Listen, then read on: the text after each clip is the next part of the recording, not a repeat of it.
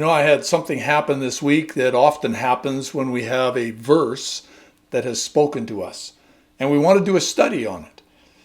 When anyone is studying a verse, you really want to teach on, and you want to make sure it's true to the context of the passage where it is found.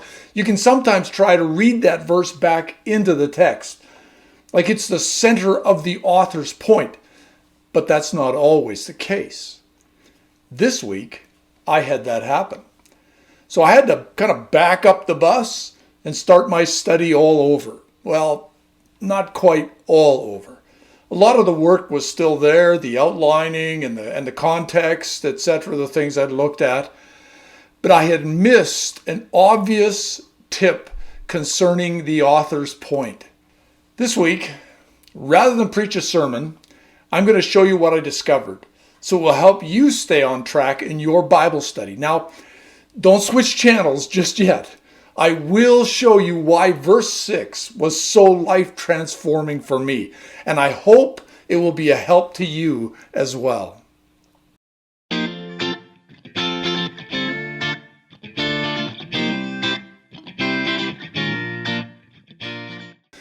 So last week, I showed you how I went through my 5-step process for Bible study. It was a very fast overview. I quickly outlined the passage, made some observations here and there, gave some insights from the context, and then I gave you the author's point and the so what, which, by the way, that's the application. Now, in the future, I'm going to show more about the insights that are there in the passage and kind of where I saw them, and do less of the work of actually doing it like I did in this last video. So if you really want to learn the work, you can take one of the classes I'll be teaching on how to study the Bible. The first one here in June is on the stories, the narrative passages in the Bible. And you can find out more about that at my website, bistflt.com. BI Bible Study ST FLT for lifetransformation.com. So after studying this passage for a while, this is what I ended up with. I don't want to be doing that message though. I just didn't have time once I saw the mistake that I had in this passage. And yeah, I made a mistake as I studied this week. I just ran out of time once I realized what I'd done to actually prepare the sermon. You got to understand, a sermon takes about 4 to 6 hours once the study part has actually been done. And the study part can take from 8 to 15 hours. It depends how many rabbit trails I get on as I'm studying and I find something I want to know more about. Anyhow, back to what I did last week based on the study work I had done and shown you. I kind of got to this. Our lives provide proof of God's transforming gospel to a lost world. Then God's work transforms us for this purpose. He weaves people together for ministry. He secures our completeness for His glory. That's verse 6. And you'll notice He weaves people together for ministry. That's, verses 3 to 5, 7 to 8. You've got God's provision of prayer sustains us for this purpose, and that prayer gives us what we need in order to know what's best and so forth. And then to conclude, we're woven together securely. And I looked at this and I realized there's just something that's not quite right about this. It didn't feel right. Something felt like it was forced into the text. And you can kind of see the points in the text. They all connect kind of, but not in an obvious way. And by the way, that's how you know you didn't quite get something right when you think you understand what the author was trying to say. The obvious tip-off in the text that I overlooked was the verb thankful. The verb always ties the author's thoughts together.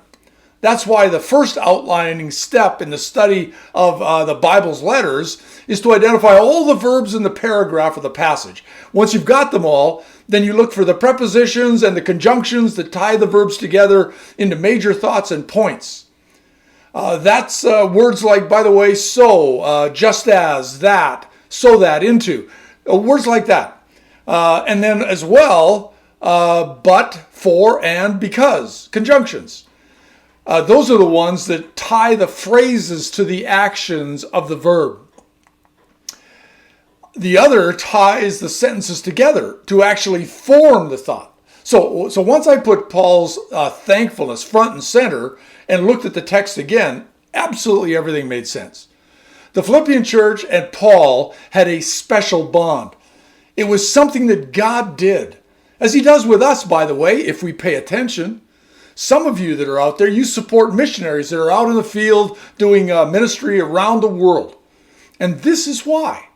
It's what I do. It's why I do it. Because our hearts have been connected. Some of you have friends that have been with you since Bible study or Bible school, and they've stuck your hearts together, or you've been in ministry together, and you still keep in touch with them all the time. Some of you have friends that were bonded to you and your soul by common experience, whether it was a mission trip you went on or maybe a struggle in life you went through together. So here's what I came up with in my outline of this passage now. God ties together the lives and hearts of his people. These people, special people, are remembered with thankfulness because they are partners in ministry, verses 3 to 5, because God brought them together and would keep them secure, verse 6, and because they are partakers of grace with us. Paul is thankful for all of those things. And then these special people are remembered in our prayers, that they would have what they need to choose the best way to live, that which is excellent, and that they would see the righteousness of Christ flourish in them. So you see how it all flows together? Each point can easily be connected back to what was in the passage. And the connections within the passage begin to make sense as well.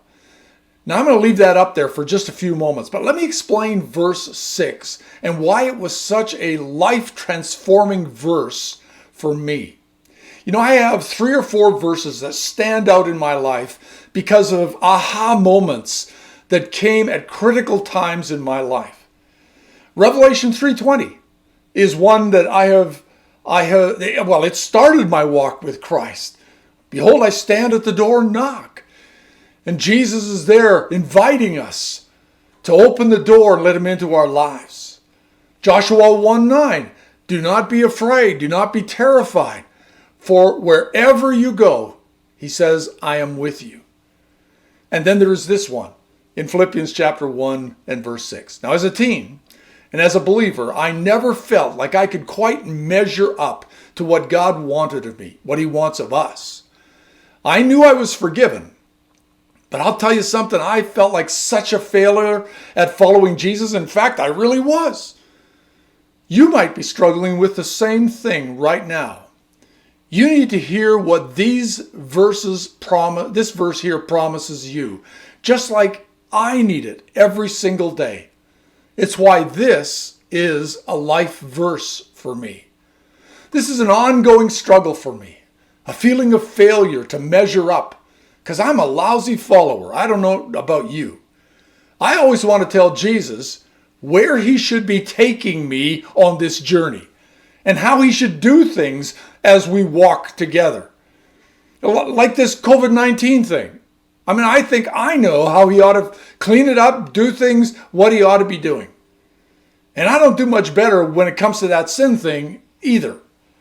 Language can get a little salty sometimes. Anger in my life can get out of control. I can get really impatient with people and with situations. You know what it's like, right? At least I hope I'm not the only one. In those moments when God just seems to look at us, I'm sure he just shakes his head and he says, is that any way to treat your neighbor? Is that how I taught you to live? Well, as a teen, I thought I'd never get it right. I'd never learn. At times, I was absolutely ready to give up. Sometimes, I would just stubbornly do what I wanted to do regardless. But I always came back to God begging him to forgive me again and again, and hoping that I hadn't pushed him too far this time.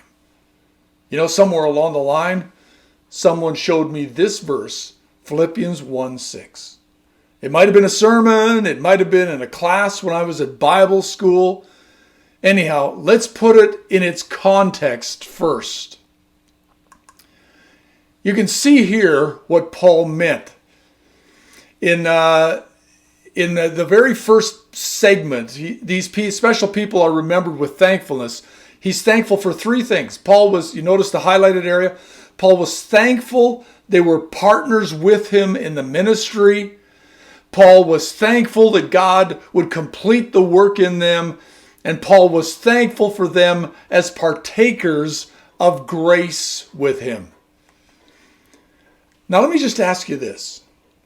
In verse 6, that middle section there, if you look at verse 6 again, I am confident, Paul says, of this very thing, he who began a good work in you will bring it to completion into the day of Christ. What was Paul confident about? Well, that the work God had done in the Philippian church and the Philippians would be brought to completion at the return of Jesus, right? Okay. But who was Paul confident would accomplish it? Take a look. Was he confident the Philippians would get it right? Finally? Because that's how I felt growing up. I don't know if I'll ever get this. Where was his confidence? No, his confidence was in God. You see what that means for us? For you? For me? My finishing the race isn't dependent upon me. God won't give up on me. The journey may be tougher because I can be a little bit dense at times about how I respond to what God is teaching me, but God will get me through to the finish line. That's what the verse says. Do you see that? The impact of this promise was life transforming for me 40 years ago.